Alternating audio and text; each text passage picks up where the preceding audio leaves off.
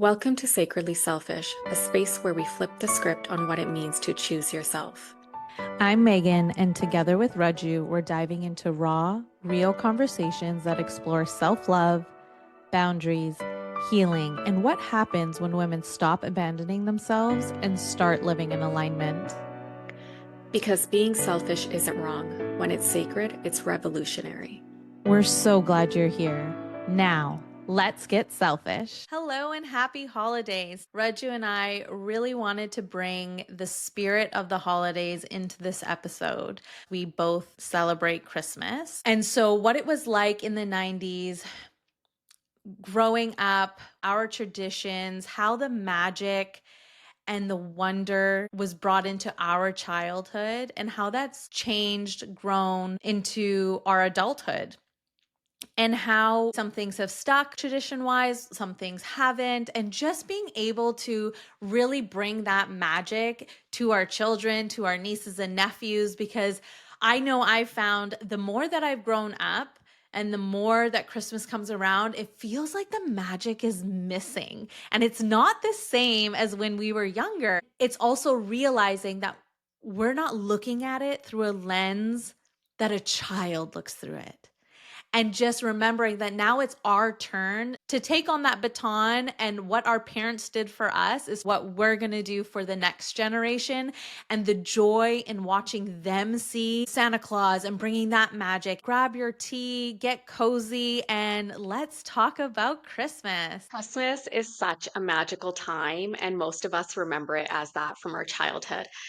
It's just a moment where you get to be with family and just spend so much time doing things you love. And I grew up in Prince George, which, if any of you know, in British Columbia, Prince George gets snow for at least half of the year. During the holidays, you would have so much snow that it felt like you were in a real life snow globe, like the ones you would shake.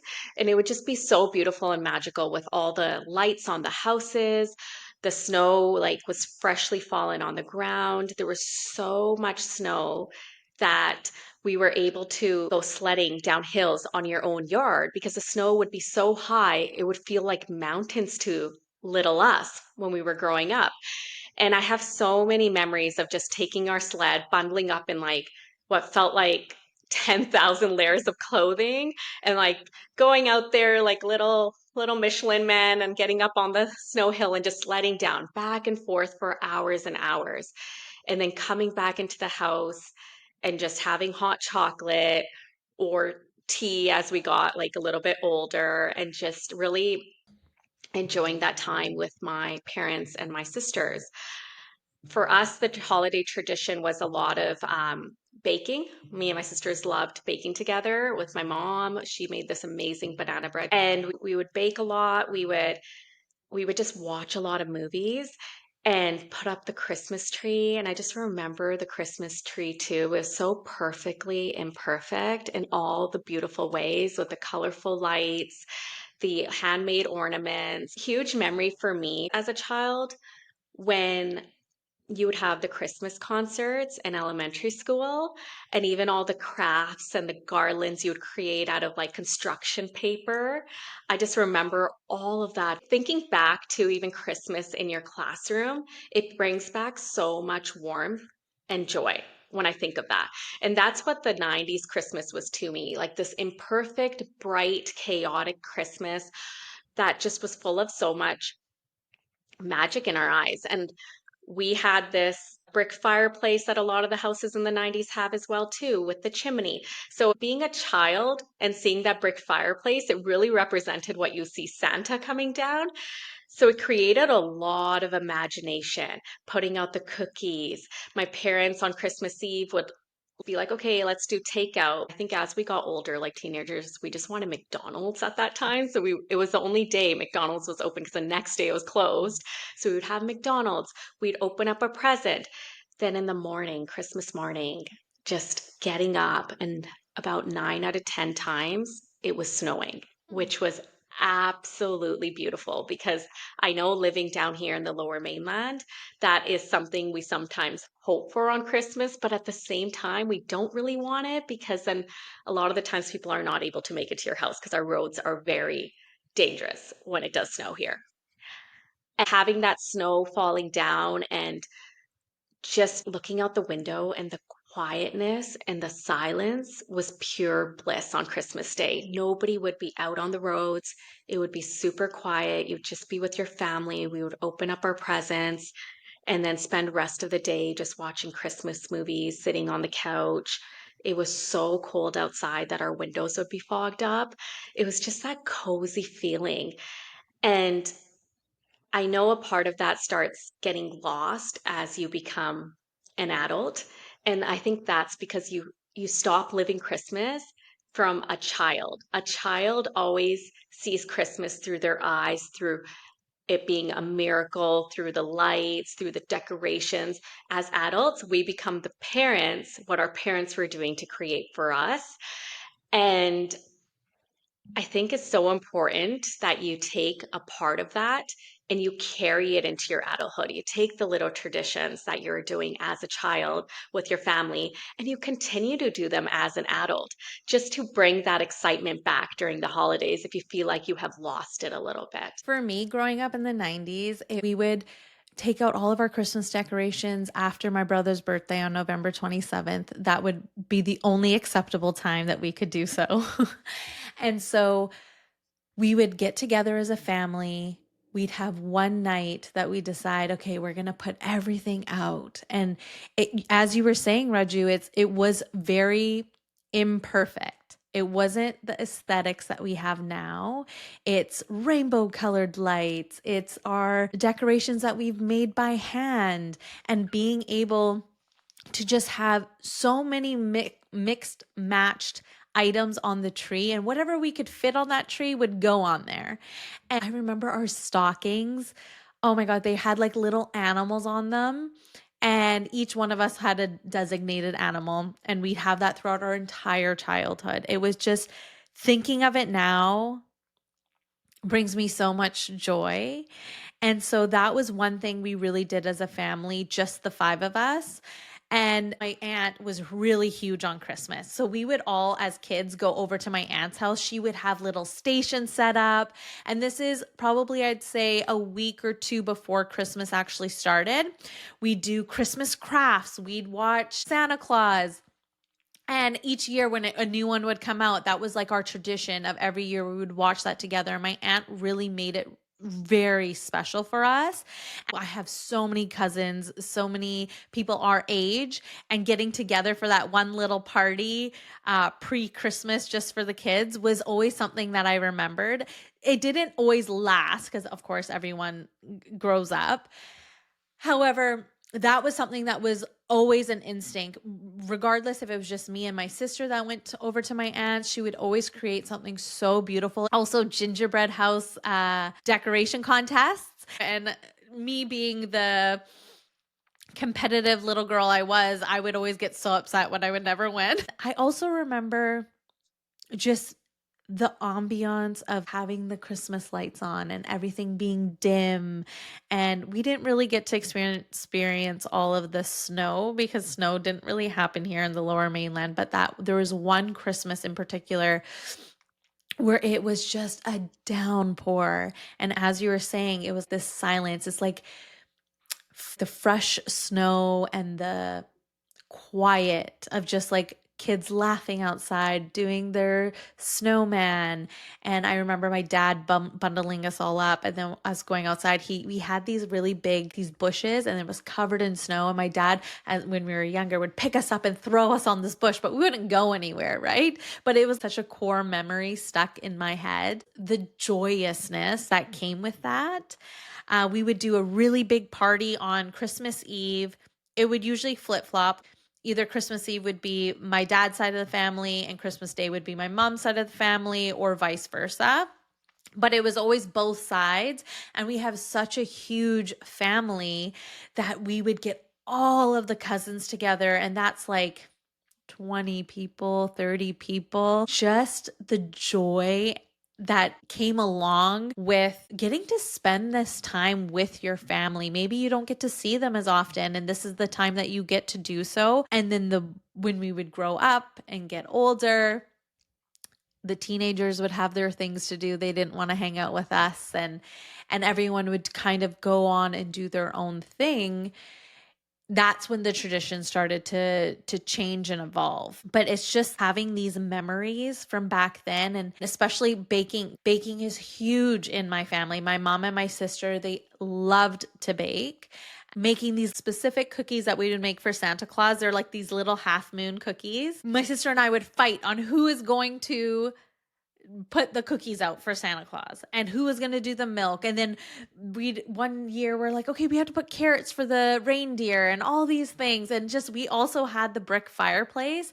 And then it's waking up on Christmas morning, my sister and I used to share a bedroom. And so we'd wake each other up and we'd get up and we'd go run to see if they ate the cookies. And of course, like, they would be bitten through, and the milk would be half gone, and there would be little like steps where Santa was, and all of these Christmas presents, which all had different wrapping paper, and everything was mix matched, and just the pure joy of waking up on Christmas morning and not knowing what you were going to see. And after Christmas would be done, we'd finish all of our presents, or the party that we went to was over. We'd go into our bedrooms at night to go to sleep, and what would be there? A little surprise gift from Santa. So we always got to end the night with a little extra special gift.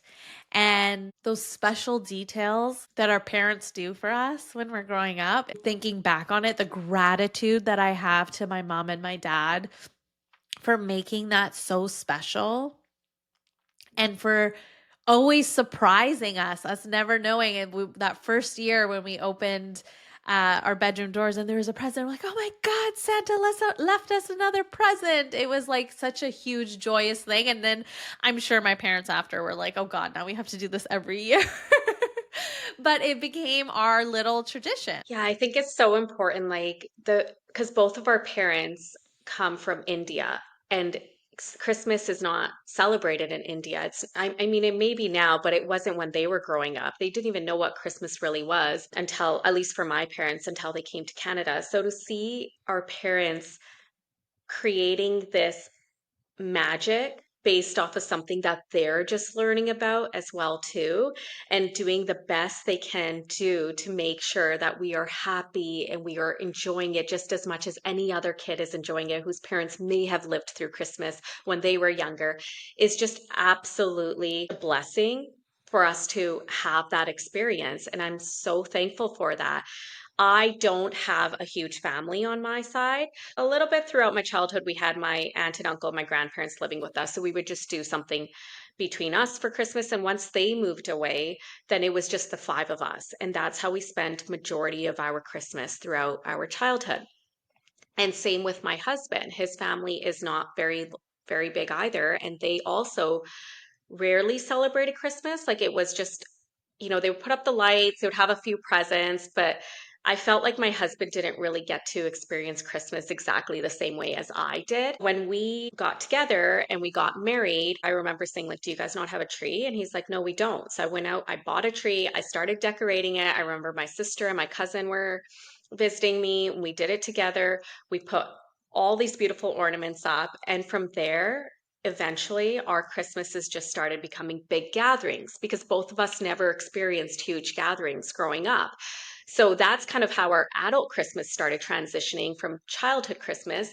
And I would decorate my house completely. The staircase, the TV mantle, the tree was like massive 10 feet tall tree with like decorations on every single inch of it. It was like a bay tree that you would see in the department stores, and it just looked absolutely gorgeous. And that was my favorite part, was just getting the tree up, and we would decorate it around the middle of November after Remembrance Day. We would have a friends miss every year. We were always the house that hosted. We would have this huge party for everybody for Christmas. We would play Secret Santa.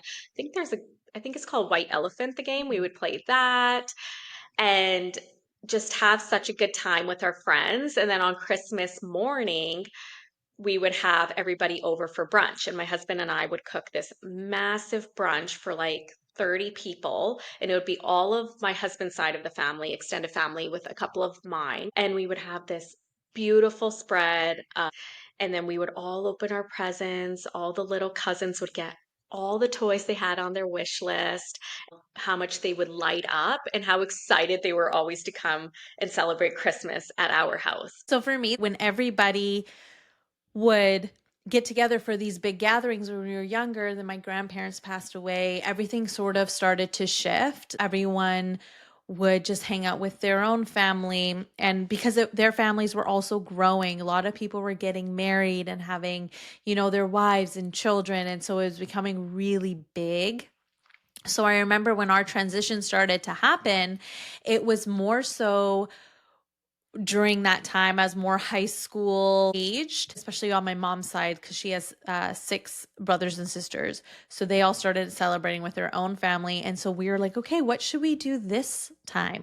Now it's just the 7 of us. What could we do that would be our new tradition? On Christmas Eve, everyone would get together. So it'd be the 5 of us, my cousin, and my aunt. We would all get together. We'd play games on Christmas Eve.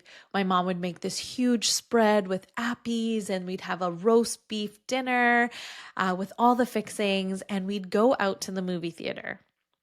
And every year on Christmas Eve, that was our tradition. All 7 of us would go to the movie theaters. And that was literally the only time all of us would ever get together to do that. It was so special. After we'd pick a movie, go to it, and then we'd go to the Christmas lights. There's one house in Richmond that they do it by donation, and their house is just straight decked out from top to bottom. So many places where you can take pictures, and we would go there after the movies and then get back to our house, play more games, stay up late. We never in our household opened up a gift on Christmas Eve. Everything was always for Christmas morning. And so for Christmas morning, before we opened any gifts, first we'd do our little peek to see what was in the stockings. And then we'd go and have this huge breakfast that we all helped put together.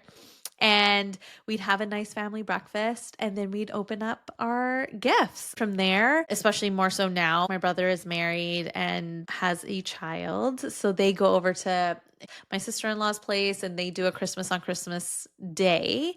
And then it's just my sister, me, and my parents, and we will watch movies. We'll again play some more games. My sister and I usually like to put on our fireplace and read our books together and have some appies. And it's just really calm and cozy. It's a really good time to reflect, depending, as you all know, my sister is paralyzed. So depending on how we're feeling, we'll go to my cousin's house, or they will come over to our house, and we'll just have a dinner. And then we get to be with some of my cousins. But again, half of my cousins now have moved all over the world. And so when we can get together, we will. And it's not a make or break. Like, we have to be together. We do what we can to spread that holiday cheer and to be with each other. But the main goal, especially for me personally, is really spending that time enjoying it with my sister and bringing in that happiness and that coziness. She is so into Christmas. She is obsessed with it. Leading up to Christmas now, like, we're always watching Christmas movies, all the Hallmarks. We'll get appies going. We'll do something special. We'll have our mint hot chocolate. It has to be a specific kind with extra whipped cream on top. And we really spend such intentional time together, and we'll even make a little bed on the floor to watch Harry Potter. Harry Potter has been just a recent tradition in the last couple of years because she tried to get me on the bandwagon. And so starting in December, we'll get together at least once a week or however we can to watch these films, and we'll make a bed on the floor and we'll get it all cozy. And that, to me, is Christmas. That's so beautiful. The whole creating new traditions, I feel like it's so important. And for me too, when I'm thinking of my kids now, so after my husband passed away, I had no desire to pull out any of those decorations and the tree that I used to have. I honestly felt like Christmas was probably now ruined forever. Initially, that's how I felt. He had only passed away for 2 months, and we were going to celebrate the first Christmas without him. And that Christmas, I decided with a little nudge from a coworker that I'm just going to buy a whole new tree. And one day the old tree will come out. But for now, I'm going to get a smaller tree, a new tree. And out of all the trees I could pick, I picked a white one. And I have no idea why I picked a white one. I just looked at it and I said, this is my tree. And I took it home and I decorated it with pink and blue ornaments, not the traditional colors. I did everything that was so much different than what I was used to doing the past Christmases. And I think I needed to do that just to kind of have a change. Eventually, that Christmas tree that was like when we were kids, where like your handmade, homemade ornaments were going up. Right now, we even have two banana ornaments hanging off of it because my kids took them from my brother-in-law's house recently, and I thought they would hang it up in the tree that's in their room, but no, they put it on the main tree. And I'm embracing it. The old me would have been taking it down and being like, oh gosh, this doesn't go with it. Every year, the tree has grown more ornaments on it. And it's like a tradition that I've started with my kids. We add new ornaments, whether they're going to make something in daycare and bring it, or when they go to elementary school, we'll add those ornaments on there. This year, I decided I want to do a splash of red. And it's just going and changing things as you feel and seeing how it feels for you. And if it's feeling good, then do it. Why not? And it's not trying to be perfect for anybody else. It's doing things that make you happy. And adding all these little tiny ornaments throughout the last four Christmases has been bringing me so much joy. I've added so many little decorations to my railing, to my staircase, to my TV mantle. We have these little dancing Santas and reindeers that the kids like to play with. And watching the kids look at the Christmas tree in awe and go and press the button and change it to whatever they're feeling in the mood for, flashing colorful lights, solid lights, whatever it may be, is just so beautiful to see. My kids are young, and I'm noticing my daughter now is just starting to sit through movies. So one morning, it was a Saturday morning, I put on Santa Claus, the Tim Allen movie. I put that on and we sat on the couch, and my son actually sat with me too. And we were sitting under a blanket and I just sat there watching a movie I loved watching in my childhood. And now I'm watching it with my children. And sitting there, I was like, this is something that I've always dreamt about doing with my kids. And watching that movie through the lens of their eyes for the first time just melted my heart. They were so excited. Mommy, what's going to happen next? I'm like, wait and see. Oh my God, the good part's coming. They were so excited to watch it. So every single weekend, it's usually on a Sunday, we will sit down, we'll pick a Christmas movie. We watched Home Alone 1, we've watched Home Alone 2. We're picking all these movies that I watched as a child, and now my kids are getting to experience that. Also, the beauty in just watching my kids talk about Santa, because I was a Santa believer till I was probably 10, I want to say. Even though my sisters kept telling me he doesn't exist, my parents made him exist. And watching my kids believe in Santa, telling me the Santa list they wanted because they can't write right now. So I'm like compiling the present list to give to Santa, and how like they straighten up the minute I go, Santa's watching if they're doing something naughty. It's actually really funny. It's cute to see as well too. And recently we went and took Santa photos at the mall. And when we were in line, the helper, he's like, what are your kids' names? Whispered it to him, and I knew he was going to go tell Santa. So when my kids walked up, Santa goes, hi, Rhea. Hi, Jojo. And their eyes just widened. And I could tell they were like processing. He's real. He knows our name. They sat so politely next to him, and he's like, what would you like for Christmas? Rhea goes, I want Gabby Dollhouse and a mermaid. And then Giona's like, I want a monster truck. And it was just so cute to see. They were like, wow, everything that we see on TV about Santa, he's actually real. And believing that just brought so many memories from my childhood of just believing Santa myself. I remember going in our snow jackets and everything and going and taking our Santa photos because it was so cold in Prince George. We didn't even take our jackets off for the photos. We're always in our winter jackets for the photos. And just watching my kids sit there and just be so excited to be next to Santa, is like one of the joyous things to see when you're a parent. And that's what's so beautiful about it, because now what my parents have done, they made Christmas so beautiful for us, and for us to have all these memories that we're sitting right now on this episode talking about it. We're able to do this now with our children or with our nieces and nephews, and watching the Christmas magic through your kids' eyes is something you can't even describe. It makes you feel like a child again. There's no words for it. It's just so beautiful. Was going to say that I feel the same way. I feel like now my nephew is getting to that age. He's a little bit older where now we can do that for him. Like we can see the wonder. His first Christmas last year, he was only like 7 months, 8 months. He's not really into it like how your children are. And so now slowly it's like, okay, now this year and next year, it's going to be more and more, and we can bring the tradition alive for them. I also want to bring it back to the people who don't have children. And what do you do in that case? Like, do you make it special for yourself? What I do, this has been a tradition since I moved out, since I was 29.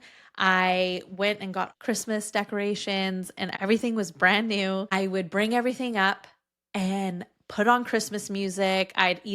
Some years I would have a glass of wine, some champagne, maybe hot chocolate, depending on my mood, have a nice glass of something and decorate. And just each year it became more and more and different. And this year in particular, those ornaments that we made when we were younger, my mom packed all of ours up, like each individually for my brother, my sister, and I. And so I got to take home last year my bag of ornaments. And now in my garland over my fireplace, I get to see the ornaments that I created as a child and bring that magic into my home. And to have these little finishing touches and having the lights the way I want it, and really being intentional with, okay, how do I want to feel this Christmas? I don't have, like Raju does, kids to pour into, but how do I make it special for myself? I get myself a nice little advent calendar. My aunt, when we were little, she would always every year get us a chocolate advent calendar. And now it's just evolved and grown. And this year I have one filled with jewelry. So it'll be something that I get to do for myself each day leading up to Christmas. The magic isn't gone just because I'm 35. The magic is still there and alive. And even though I know Santa is not real, I'm bringing that to life. And no matter if you're single or if you have a family, this time of year can be special. You just have to make that intention. I hope that you guys have a really beautiful time with your friends and your family. Be safe, and we'll be back with another episode on January 7th. Happy holidays, everyone. Thanks for tuning in to Sacredly Selfish. Stay connected with us on Instagram and TikTok at Sacredly Selfish. And if this episode spoke to you, be sure to follow, subscribe, and share it with someone who needs the reminder that choosing yourself is sacred, not selfish.